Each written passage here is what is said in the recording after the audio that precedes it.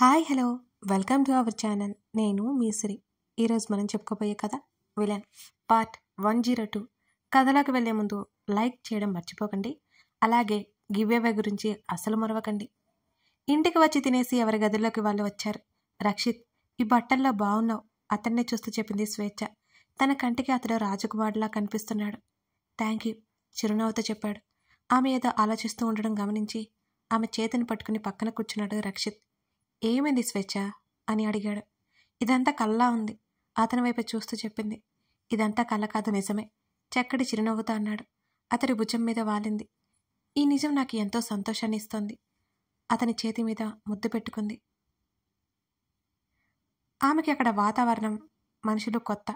ఆ పొజిషన్ అతనికి వరం అనుకుంటోంది. అది ఒక బాధ్యతని అతనికి మాత్రమే తెలుసు. ఇదంతా టీవీలో వస్తుంది కదా? అవును, ఎన్నో ఛానల్స్లో వస్తుంది అని అన్నాడు అతను. ఆమె ఎందుకు అడుగుతుందో అతనికి అర్థం కాలేదు. మరి రక్షిత్, ఇది మన ఊరంతా చూస్తారు కదా? ఏటో చూస్తూ అడిగింది. అవును, ఎంతోమంది చూస్తారు, ఈ రాష్ట్రం మొత్తం చూస్తారు అన్నాడు. అందరికీ నువ్వేంటో తెలుస్తుంది అని అంది ఆమె. ఎక్కువ ఆలోచించుకో, ఎవరికో తెలియాల్సిన అవసరం ఏంటి? జరిగిపోయిన వాటి గురించి ఆలోచించుకో. ఆమె భుజం చుట్టూ చెయ్యేసి మెల్లిగా తడుతూ సర్ది చెప్పాడు రక్షిత్. రక్షిత్, నేను ఒకటి అడుగుతాను, కోప్పడకు అంటూ అతని చేతిని గట్టిగా పట్టుకుంది స్వేచ్ఛ. ఏంటది? నేను ఒకసారి అమ్మతో నాన్నతో మాట్లాడినా. ఆమె గొంతు తడబడుతోంది.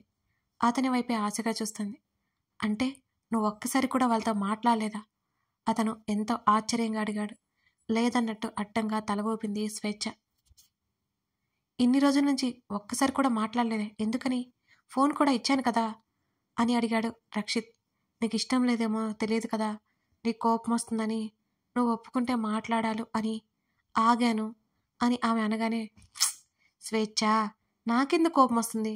వాళ్ళు నీ తల్లిదండ్రులు, వాళ్ళ మీద నాకు పగలు ప్రతీకారాలు ఏం లేవు. ఎందుకలా ఆలోచిస్తున్నావు? సంతోషంగా మాట్లాడొచ్చు కదా. బలవంతంగా పెళ్లి చేయడం వల్ల నాకేం లాభం? లేకపోతే నేను నిన్ను ఎప్పటికైనా పొందగలనా చెప్పు? ఎంతో అనునయంగా ఆమె చెంప మీద చేయి వేసి మాట్లాడాడు. ఆమె కళ్ళల్లో నీళ్లు తిరిగాయి. అతని చేతిని అలాగే పట్టుకుని, ఏమో నాకు అలా అనిపించింది, నీకు ఇష్టం లేకుండా పెళ్లి చేశారని వాళ్ళ మీద కోపంగా ఉన్నావేమో అనుకున్నాను. అంతేకాకుండా అక్క నిన్ను అవమానించారు కదా అని అంది సన్నగా ఏడుస్తూ. అవన్నీ ఇంకా గుర్తుపెట్టుకుని బాధపడుతున్నావా అయితే అని అడిగాడు రక్షిత్ ఒక్కింత గంభీరంగా. ఆమె ఏం మాట్లాడకుండా అతన్నే చూస్తుంది మౌనంగా. చచ్చా, ఈ కన్నీళ్ళేంటి? నేను అవన్నీ ఎప్పుడో మర్చిపోయిన స్వేచ్ఛ. నీ సమక్షంలో నాకు అవేమీ గుర్తులేదు. వాళ్ళు ఏమీ తెలియని మూర్ఖుల మాటలు ఎవరు పట్టించుకుంటారు చెప్పు అని అంటున్నా అతడి గుండెల్లో ముఖం దాచుకుంది. అతడి మీద ప్రేమ ఇంకా ఇంకా రెట్టింపు అవుతుంది ఆమెకి. మనం ఎంతో సంతోషంగా ఉన్నాం, నువ్వు కూడా సంతోషంగా ఉన్నావని నేను అనుకుంటున్నాను. ఇంకోసారి కన్నీళ్లు పట్టద్దు. అలా కన్నీళ్లు పెట్టావంటే నేను నిన్ను బాగా చూసుకోవట్లేదని నాకు అనిపిస్తోంది. అతను ఎంతో లాలనగా చెప్తున్నాడు. నేను చాలా సంతోషంగానే ఉన్నాను. ఇప్పుడు నా మనసులో అనుమానాలన్నీ తీరిపోయి ఇంకా తేలిగ్గా ఉంది. తల ఎత్తి అతన్నే చూసింది ఆమె. వెళ్ళి డ్రెస్ చేంజ్ చేసుకుని రాపో అని అన్నాడు. ఆమె తల ఊపి అక్కడి నుంచి వెళ్ళిపోయింది. ఫ్రెష్ అయి వచ్చిన జ్ఞానాన్ని చూస్తూ, కోపమా నా పైన? ఆపవా ఇకనైనా? అభయ్ కూని రాగాలు తీస్తుంటే డ్రెస్సింగ్ టేబుల్ మిర్రర్లో చూసుకుంటూ జుట్టు పైకి పెట్టేసుకుంది జ్ఞాన. టీవీ పెట్టేసి ఒడిలో దిండు పెట్టుకుని బెడ్ మీద కూర్చుంది. గడ్డం కింద చేయి పెట్టుకుని ఆమెనే చూస్తున్నాడు అభయ్. ఒక్కొక్క న్యూస్ ఛానల్ తిప్పుతోంది. ఇవాళ కంపెనీ గురించి న్యూస్ అంతటా వ్యాపించింది. రక్షిత్ని తీసుకురావడం అందరినీ ఉలిక్కిపడేలా చేస్తోంది. జ్ఞాన పెదవుల మీద నవ్వొచ్చింది. తను అనుకున్నట్టుగానే జరుగుతుంది, జరిగి తీరాలి. ఈ ఐడియా ఇచ్చిన అభయ్ని గట్టిగా హత్తుకుని తన సంతోషం వ్యక్తపరచాలని ఉంది.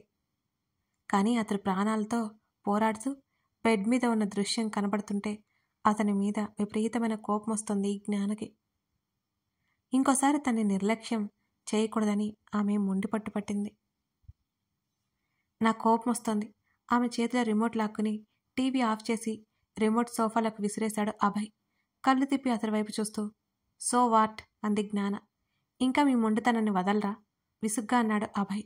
నేను ఏదో ఒక ప్రమాదంలో పడి చస్తాను. జ్ఞానం నోటి నుంచి మాట రాగానే ఆమె భుజాన్ని గట్టిగా పట్టుకుని ఆమె నోటి మీద చేయి వేశాడు అభయ్.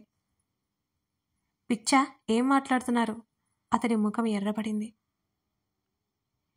నీకు మాట్లాడినందుకే ఇలా అనిపిస్తుంటే ప్రత్యక్షంగా చూసిన నాకెలా అనిపిస్తుంది? ఆమె ముఖంలో ఏ భావాలు చూపించకుండానే మామూలుగా అడిగింది. ఆమె చుట్టూ చెయ్యేసి దగ్గరికి లాక్కున్నాడు అతను. ప్రామిస్, ఇంకోసారి ఇలా చేయను. ఆమె కళ్ళల్లోకి చూస్తూ ఆమె చెంప మీద చేయి వేశాడు. 2 సార్లు నమ్మాను, ఇక నిన్ను నమ్మను. అతడి కళ్ళల్లోకి చూస్తూ చెప్పింది జ్ఞాన స్థిరంగా. నమ్మాలంటే ఏం చేయాలి నేను? నాకు తెలీదు. ముఖం తిప్పుకుంది వెంటనే. బుద్ధుంటే ఇంకోసారి మీ మాట కాదన్ను, సరేనా? ఆమె గడ్డం పట్టుకుని ముఖాన్ని తన వైపుకు తిప్పుకున్నాడు అభయ్. అన్ని విషయాల్లో నిన్ను రిస్ట్రిక్ట్ చేస్తున్నట్టు మాట్లాడుకో. అతడి చేతిని విదిలించుకొట్టింది జ్ఞాన.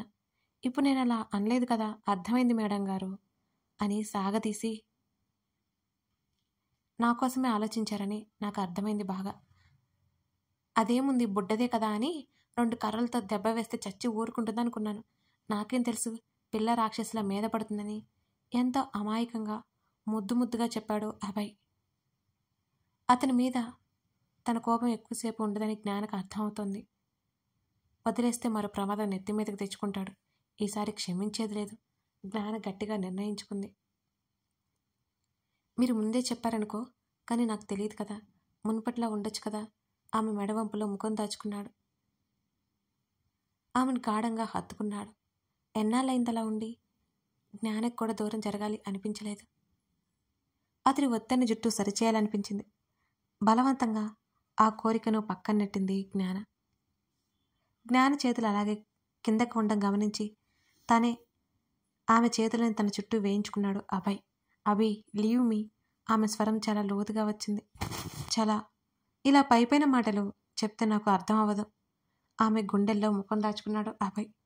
నీకే చెప్తున్నా, వదులు నన్ను. ఈసారి గట్టిగా చెప్పాలనుకున్నా ఆమె వల్ల కాలేదు. జ్ఞాన ప్రసూనాంబ గారు, ఓ ముద్దెవరాదండి. నేరుగా ఆమె నడుం మీద చేతులు బిగించాడు. అతడి మాయలకు తను లొంగిపోతుంది జ్ఞానకి అర్థమవుతోంది. అతన్ని నిరాశపరచాలని అనిపించలేదు ఆమెకు. అతడి ముఖాన్ని చేతుల్లోకి తీసుకుని అభి అనగానే ఏంటో చెప్పమన్నట్టే చూశాడు.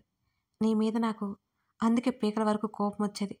ఆమెలో అట్టడుగుపోయిన కోపం మళ్ళీ పైకొచ్చింది. ఇప్పుడు నేనేం చేశాను అన్నాడు అదోలా ముఖం పెట్టి అభయ్. కాస్తన సీరియస్నెస్ లేదు నీకు. ఉరిమి చూసింది జ్ఞాన. నా ఫేస్ కట్టే అంతా ఏం చేయమంటారు చెప్పండి? పెదవి విరిచాడు అభయ్. నీ మైండ్ సెట్ అంతా అని చెప్పు అని అంది విసుగ్గా. మీరేమంటే అది ఓకేనా అనగానే విసుగ్గా పక్కకి నెట్టేసి కూర్చుంది జ్ఞాన. ఇప్పటి వరకు మేఘాల్లో ఉన్నాను, ఒక్కసారిగా నేల మీదకి తోసేశారే తమరు అన్నాడు గుర్రుగా చూస్తూ అభయ్. నిన్ను పాపం అనుకోవడం నా బుద్ధి తక్కువ అంటూ జ్ఞాన వెనక్కి వాలింది. ఈ రోజు వరకు మీ మాట, రేపటి నుంచి వింటానులే. మెల్లిగా ఆమె మీద ఒరిగాడు. పెదవులు బిగబట్టి చూస్తోంది కోపంగా. నాకు కూడా కోపం వస్తుంది. నాకు కోపం వస్తే ఎలా ఉంటుందో కదా తెలుసు కదా మీకు. ఆమె కళ్ళల్లోకి చూశాడు. జ్ఞాన ముఖాన్ని పక్కకు తిప్పుకుంది. ఆమె ముఖాన్ని తన వైపుకు తిప్పుకుని ఆమె పెదవులని ముద్దాడాడు. ఆమె వ్యతిరేకించలేదు, సమ్మతించను కూడా లేదు. జ్ఞాన భావిరహితంగా ఉండడంతో అభయ్ పక్కకు వాలాడు. నన్ను మూర్ఖుడిగా చేయొద్దనా? రాయిలా ఉన్నారు. అభయ్ కళ్ళల్లో ఎప్పుడూ లేనంత బాధ. అతడి మాటలు అర్థమయ్యాయి జ్ఞానకి. ఆమె ఏదో చెప్పేలోపు అతడు మరోవైపు తిరిగి పడుకున్నాడు. ఆమెకు అవకాశం ఇవ్వకుండా. జ్ఞాన నవ్వుకుంది అభయ్కి నిజంగా కోపం వచ్చినందుకు. తర్వాత రోజు ఉదయాన్నే త్వరగా వెళ్ళాలని జ్ఞాన చెప్పడంతో అందరూ త్వరగా వెళ్ళాలనుకున్నారు.